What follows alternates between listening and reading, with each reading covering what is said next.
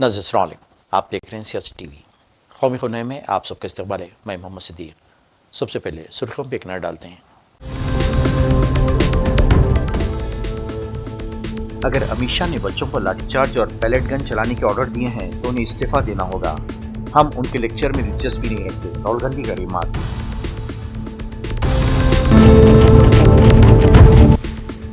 FCA bill पर parliament में बहस। बीजेपी हुकूमत ने अब तक पार्लियामेंट में जितने भी बिल पेश किए वो सब अक़लियतों के खिलाफ है। अखिलेश यादव के रिमार्क पर जबरदस्त हंगामा।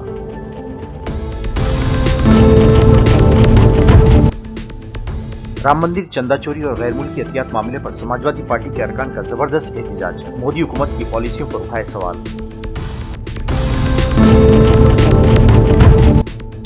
कर्नाटक में गुटखा पान मसाला बनाने, फरोख्त करने और नकलो हमल पर 1 साल की पाबंदी। हुकूमत का बड़ा फैसला।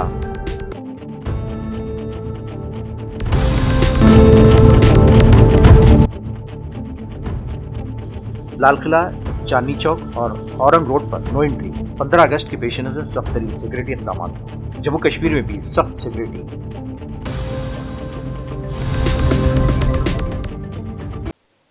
नई नीति सुर्खियां, अब खबरों की तफसील पेश है। अमित शाह ने पार्लियामेंट में बहस के लिए रजामंदी जाहिर कर दी, लेकिन इसके लिए अपोजिशन पार्टियों से कहा कि वो लोकसभा स्पीकर को तहरीर भेज दें। अमित शाह की इस पेशकदमी के बाद लोकसभा में हज़ब इख्तिलाफ के क़ायद राहुल गांधी ने अपना सख्त रद्दअमल जाहिर किया है। इन्होंने एक बार फिर मरकजी वज़ीर दाखिला अमित शाह को निशाना बनाते हुए कहा, अपोजिशन का साफ कहना है हम अमित शाह की तकरीर सुनना नहीं चाहते। मेरा हम से मतलब मुल्क के नौजवान नस्ल से है। राहुल गांधी ने मजीद कहा कि अमित शाह में हिम्मत नहीं और इन्हें अपने ओहदे से इस्तीफा देना चाहिए। राहुल जी, अरे एक एक करके पूछ लो भाई। तैयार है, अपोजिशन अपना स्टैंड क्लियर करे, ये अमित शाह जी ने इंटरव्यू दिया। कह रहे सदन चलना चाहिए। खारगे जी और मैंने प्रेस कॉन्फ्रेंस किया, बाकी ऑपोजिशन ने क्लियरली बोला है we are not interested in listening to mister Amit Shah's imagination. We are not interested in him giving us a lecture or a discussion. We are interested in one simple thing. And when I say we, I mean the younger generation of this country. Who shot those students? Who gave the order to shoot those students? Who blinded one of the students? Who shot one of the students in the ear? Who gave the order to beat the students with lathis, with nails? Who gave that order? That order was implemented by the Home Ministry. Delhi Police and RAC are both Home Ministry systems. Did Mr. Amit Shah give this order to shoot our children? Or did he not? If he did, he should resign because he is culpable. And if he did not, he should resign because he is incompetent. लेकिन वो कह रहे हैं आपने मुझसे सवाल पूछा, आप उनको इंटरप्ट करते हैं। उनसे नहीं, जब वो बोलते हैं मैं कांग्रेस देखती हूँ। सुनिए, जब वो बोलते हैं आप इंटरप्ट करते हैं। नहीं, आप बोलिए सर, मेरा जवाब आप इंटरप्ट करते हैं जब वो बोलते हैं। क्यों नहीं करते हैं? हमें इंटरप्ट करते हैं, हमें 24 घंटा इंटरप्ट करते हैं, मगर उनको कभी इंटरप्ट नहीं करते आप। उनमें क्या स्पेशल चीज है जो पूरा मीडिया चुप करके चूहे जैसे उसके सामने खड़ा हो जाता है?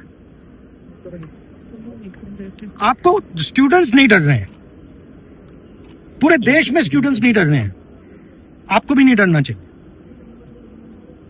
सर उनका जो एक second, the question is not whether Mr. Amit Shah comes and opines. We don't care what he has to say. Okay. First of all, the most important thing to understand is 20 दिन के लिए गायब हो गए।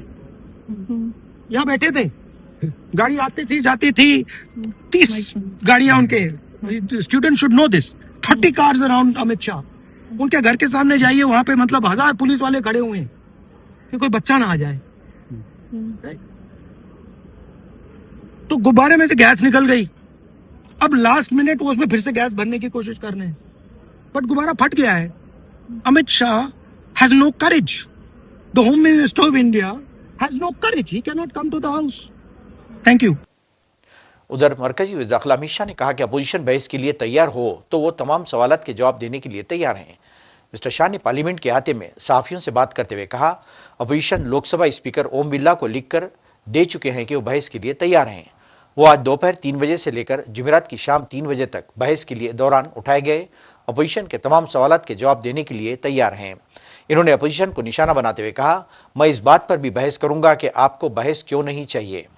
देखिए, सबसे पहले तो लापता, भाग गए, भगोड़े, इस प्रकार की भाषा भारत की सार्वजनिक जीवन में और संसदीय जीवन में अभी अभी सुनाई पड़ती है। जब से संसद सत्र शुरू हुआ तब से लगातार मैं संसद में आता हूं, मेरी चैम्बर में बैठा हूं। चूंकि संसद भवन के अंदर विपक्ष संसद को चलने ही नहीं दे रहा है दोनों गृहों में, तो कोई जाकर क्या करेगा।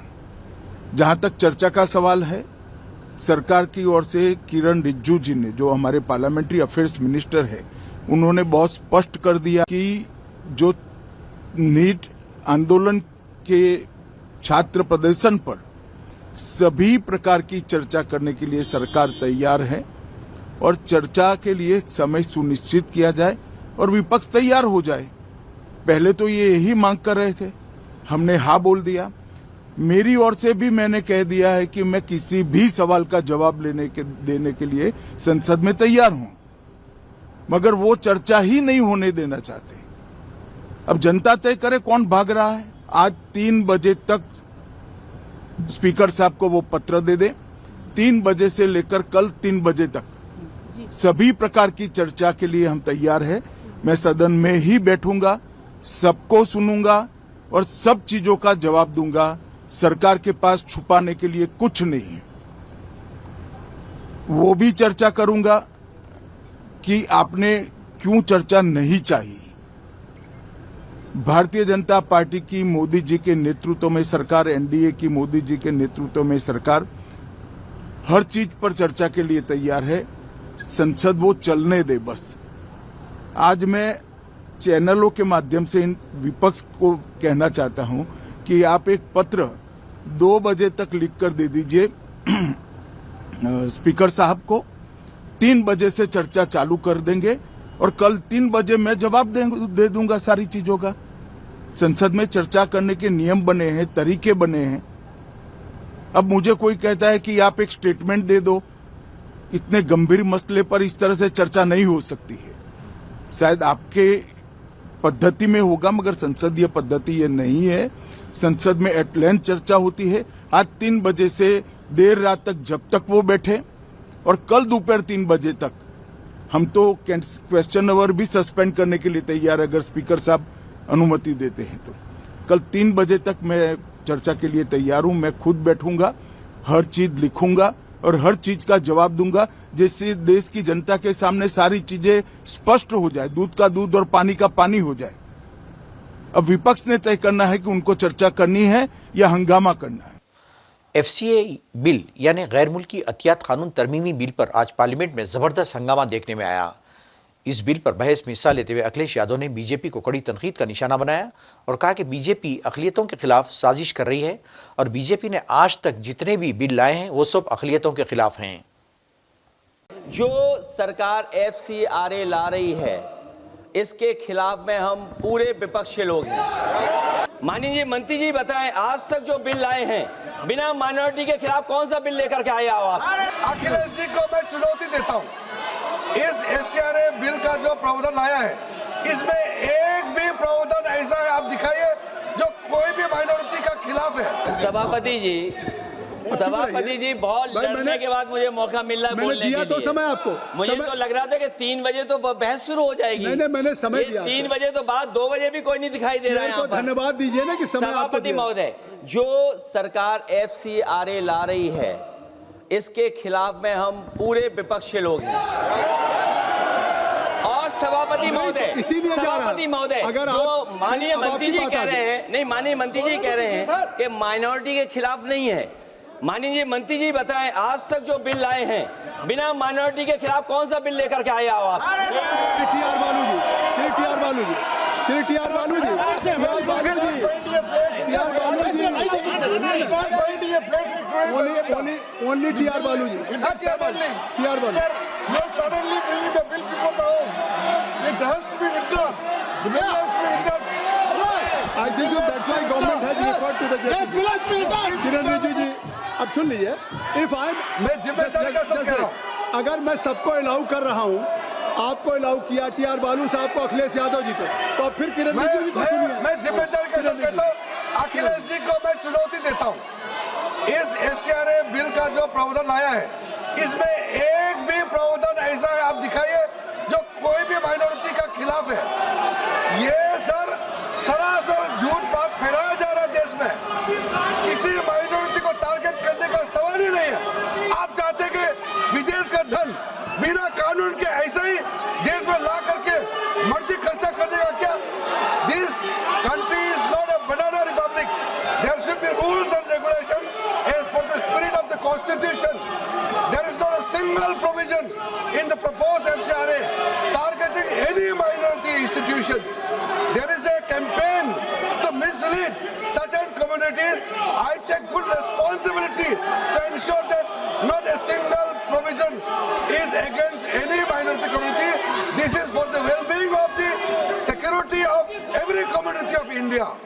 समाजवादी पार्टी के अरकान पार्लियामेंट ने गैर मुल्की अतियात ज़ाब्ते कानून में तरमीम से मुताल्लिक़ बिल को मुश्तरका पार्लिमानी कमेटी के पास भेजने की हिमायत की है। एसपी रुकने पार्लियामेंट डिम्पल यादव ने कहा कि बिल को जेपीसी के पास भेजा जाना अच्छी बात है, क्योंकि अपोजिशन पहले ही इस बात पर तशवीश जाहिर कर चुकी है गैर सरकारी तंजीमों और ज़मीनी सतह पर काम करने वाले इदारों के काम में किस तरह मुदाखलत या हेर फेर की जा सकती है।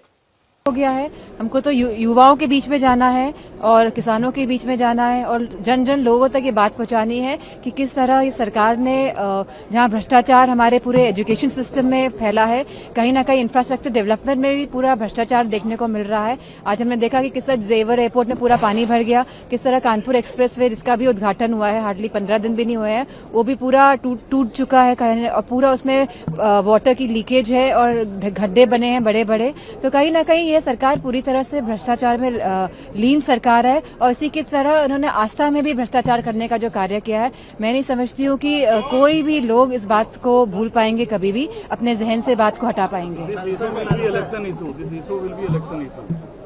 हमारा सारे जो जनता से जुड़े हुए मुद्दे हैं वो इलेक्शन इशू रहेंगे, चाहे वह आरक्षण का मुद्दा हो, क्योंकि वो भी बहुत ही महत्वपूर्ण मुद्दा है। हमने देखा है कि किस तरह बड़ी बड़ी गद्दियों में बहुत ही एक विशेष संगठन के लोगों को बिठाया जा रहा है, चाहे वाइस चांसलर्स की बात हो, चाहे अच्छे अच्छे पदों की बात हो, और जिस तरह आरक्षण मिलना चाहिए पिछड़ों को, दलितों को, तो उस तरह से आरक्षण ये सरकार जानबूझ के अलग अलग परियोजनाएं ला के नहीं दे रही है। कल संसद सत्र का आखिरी दिन है, मानसून सत्र का, एक तरह से वॉश आउट हो गया है। वॉश आउट नहीं, आई थिंक सो ये सत्र हमेशा इतिहास में जाना जाएगा। किस तरह इस सत्र में युवा लोग इकट्ठा हुए, जिन्होंने प्रदर्शन किया, जिन्होंने आंदोलन किया, और ऐसा आंदोलन मैं समझती हूँ पहले आंदोलन हुआ है, जेपी आंदोलन बहुत बड़ा आंदोलन था, उसके बाद शायद इतना बड़ा आंदोलन युवाओं ने जिसमें खुद कमान संभाली और युवा लोग जिसको आगे लेके गए, इस तरह का आंदोलन मैं नहीं समझती हूँ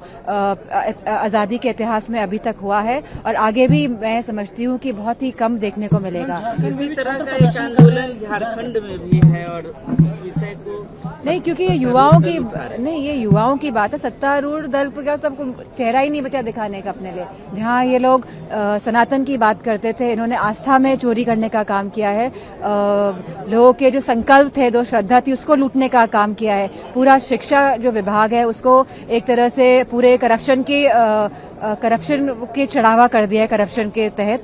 और वहीं पे हमने देखा है इंफ्रास्ट्रक्चर में कितने बड़े बड़े घोटाले आ रहे हैं, ये तो लोगों को दिख रहा है ना। तो इन सभी मुद्दों को लेकर जनता के बीच में जाएंगे। जश्न यौम आज़ादी की तैयारियों के सिलसिले में दिल्ली ट्रैफिक पुलिस ने 13 अगस्त की फुल ड्रेस रिहर्सल और 15 अगस्त की मरकजी तकरीब के लिए ट्रैफिक एडवाइजरी जारी की है। दोनों दिन लाल किला और आसपास के इलाकों में सुबह 4 बजे से 10 बजे तक कई अहम सड़कें आम गाड़ियों के लिए बंद रहेंगी। इन रास्तों पर सिर्फ पास लगी हुई मजाज गाड़ियों को ही आमदरफ्त की इजाज़त होगी। नेताजी सुभाष मार्ग, लोथियन रोड, SP मुखर्जी मार्ग, चांदनी चौक रोड, निषाद राज मार्ग, स्प्लेंडिड रोड और राजघाट से ISBT तक रिंग रोड पर ट्रैफिक पाबंदियां आयद रहेंगी। इसके अलावा इंडिया गेट से बैक्सागन, तिलक मार्ग, मथुरा रोड, BSZ मार्ग, JLN मार्ग और रिंग रोड के कुछ हिस्सों में से भी आम लोगों को गुरेज करने का मशवरा दिया गया है। इस दौरान लाल किले को छावनी में बदल दिया गया है और पूरे दिल्ली में हाई अलर्ट, जबकि जाबजा तलाशी मुहिम जारी है। दूसरी जानिब जम्मू कश्मीर में भी सिक्योरिटी इंतजाम सख्त कर दिए गए हैं। जश्न जमहूरिया तक़रीब के पेश नज़र आज मुल्क भर में तिरंगा यात्रा निकाली गई। मुल्क के मुख्तलिफ शहरों के अलावा कश्मीर के श्रीनगर में भी तिरंगा यात्रा का जोश व खरोश देखा गया। श्रीनगर के तारीखी लाल चौक से निकलने वाली इस यात्रा में जम्मू कश्मीर के तुलबा के अलावा आवाम की बड़ी तादाद ने शिरकत की। हम लोग सब कॉलेजेस से यहाँ पे आए हुए हैं। हम we are representing Budgam degree college. तो यहाँ पे जैसे आप देख सकते हैं हायर एजुकेशन डिपार्टमेंट से सभी फैकल्टी स्टूडेंट्स सब लोग आए हुए हैं बहुत बड़ी तादाद में पार्टिसिपेट करने के लिए। तो we are very happy to participate in this rally. इस तरह की इंपॉर्टेंस होती है जब इस तरह की गैदरिंग्स होती है, गेट टुगेदर होता है, डिफरेंट कल्चर्स के लोग होते हैं, एक अंडर वन प्लेटफॉर्म जो होता है टोटल डिफरेंट एटमॉस्फेयर होता है, एक पर्टिकुलर मैसेज जाती है। जी जी बिल्कुल। आज क्योंकि 80th इंडिपेंडेंस डे है, इंडिपेंडेंस डे की तैयारियां हैं, तो इसमें एक डिफरेंट काइंड ऑफ फर्वर है। आप देख सकते हैं स्टूडेंट्स भी जो हैं दे आर वेरी एंथुसियास्टिक। कई लोग जो हैं बहुत क्रिएटिवली उन्होंने बैनर्स वगैरह बना के आए हैं। यहाँ पे कॉस्ट्यूम्स हैं, परफॉर्मेंसेज हैं। तो this shows huge amount of enthusiasm. हम लोग भी सुबह 4 बजे चलेंगे घर से, तो यहाँ पे आने के लिए सभी लोग बहुत उत्सुक हैं। यहाँ का एटमॉस्फेयर भी आपने देखा है, जेएलएन में भी आपने काफ़ी टाइम दे दिया। प्रेजेंट सिनेरियो में आप किस तरह देख रहे हैं आज का जो यूथ है, जो जेन जी के नाम से कहलाया जाता है, जंतर मंतर के प्रोटेस्ट, कॉकरोच बट, ओवरऑल की मैसेज क्या है? जी सबके लिए यही मैसेज है कि अमन हो, खुशहाली हो, सब लोगों को रोज़गार का चारा मिले, यही हमारी दुआ है। कर्नाटक के फूड सेफ्टी कमिश्नर के दफ्तर ने रियासत में तंबाकू और निकोटीन पर मुश्तमिल गुटखा व पान मसाले की तैयारी, ज़ख़ीरा अंदोज़ी, सप्लाई, नक़्ल हमल और फ़रोख्त पर 1 साल के लिए पाबंदी आयद कर दी है। यह फैसला अवामी सेहत को मद्देनज़र रखते हुए लिया गया है। हुक्मनामे के तहत ऐसी मसनूआत की किसी भी किस्म की सप्लाई और फ़रोख्त पर रोक रहेगी। महकमे फूड सेफ्टी ने मुताल्लिक़ा ताजरों की इस पाबंदी पर सख्ती से अमल करने की हिदायत दी है। हुकूमत का मकसद तंबाकू और निकोटीन के इस्तेमाल से पैदा होने वाली सेहत के खतरात को कम करना है। पाबंदी की खिलाफ वर्जी करने वालों के खिलाफ फूड सेफ्टी कानून के तहत कार्रवाई की जा सकती है। टाटा सन्स के चेयरमैन के ओहदे से एन चंद्रशेखर ने इस्तीफा दे दिया। उनके इस्तीफा देने की खबर आते ही 4 शंबे को कारोबार के दौरान टाटा ग्रुप के तमाम शेयर्स में भारी गिरावट देखने को मिली। खासतौर पर टाटा कंसल्टेंसी सर्विसेज, तेजस नेटवर्क्स, टाटा मोटर्स सबसे ज़्यादा गिरे।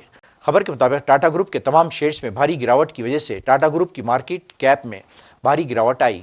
मजमूई तौर पर 50,000 करोड़ रुपए से ज़ायद का नुकसान हुआ है। वज़ीर-ए-आज़म मोदी ने 4 शंबे को साबिक़ सदर जमहूरिया रामनाथ कोविंद की खुदनोश सवाने का इजरा किया। इस मौके पर वज़ीर-ए-आज़म मोदी ने तकरीब से खिताब किया। अपने खिताब में इन्होंने साबिक़ सदर जमहूरिया की खूब तारीफ़ की और इनकी ज़िंदगी की जिद्दोजहद को एक तहरीक करार दिया। इस दौरान अपनी माँ का जिक्र करते हुए वज़ीर-ए-आज़म मोदी जज्बाती हो गए। वाज़ेह है कि साबिक़ सदर जमहूरिया रामनाथ कोविंद की खुदनोश्त का उन्वान ट्राइफ of the Indian republic, my life my struggles है, जिसमें रामनाथ कोविंद की ज़िंदगी की कहानी है। श्री रामनाथ कोविंद जी की आत्मकथा के विमोचन का अवसर मिला है। मुझे खुशी है कि मुझे भी इस कार्यक्रम का हिस्सा बनने का सौभाग्य मिला है। कोविंद जी से मेरा बहुत लंबा परिचय रहा है। उन्हें करीब से जानने का भी अवसर मिला है और राष्ट्रपति के रूप में उनका मार्गदर्शन और इस सब के साथ साथ उनका मेरे प्रति विशेष स्नेह, उनकी आत्मीयता, ये मेरी बहुत बड़ी पूंजी रही है।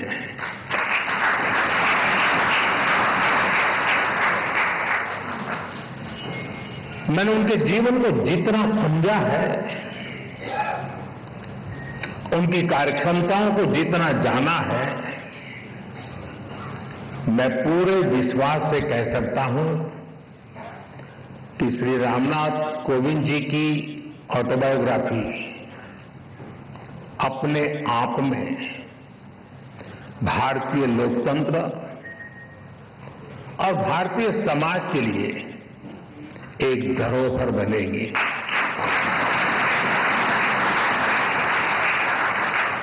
कोविंद जी की जीवन यात्रा, समाज और राष्ट्र के लिए उनका योगदान, ऐसा कितना कुछ है जिसके बारे में मैं विस्तार से बात कर सकता हूं, लेकिन बुक रिलीज में केवल कर्टन रेजर ही होना चाहिए।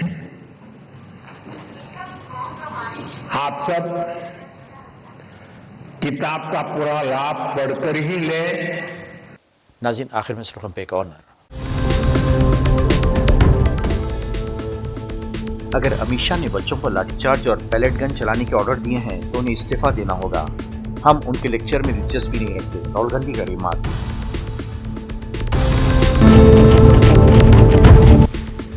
एफसीए बिल पर पार्लियामेंट में बहस। बीजेपी हुकूमत ने अब तक पार्लियामेंट में जितने भी बिल पेश किए वो सब अक़लियतों के खिलाफ है। अखिलेश यादव के रिमार्क पर जबरदस्त हंगामा।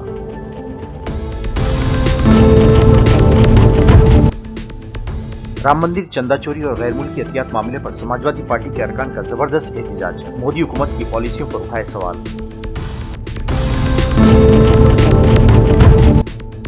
कर्नाटक में गुटखा, पान मसाला बनाने, फरोख्त करने और नकलो हमल पर 1 साल की पाबंदी। हुकूमत का बड़ा फैसला।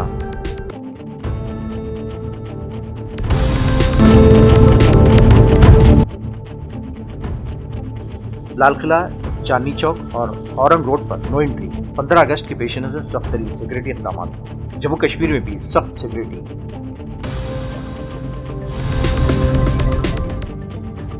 नाज़रीन, इसके साथ ही कौमी खबरनामा खत्म होता है। मुझे और सारी सियासत की टीम को इजाज़त दें। अल्लाह हाफिज़।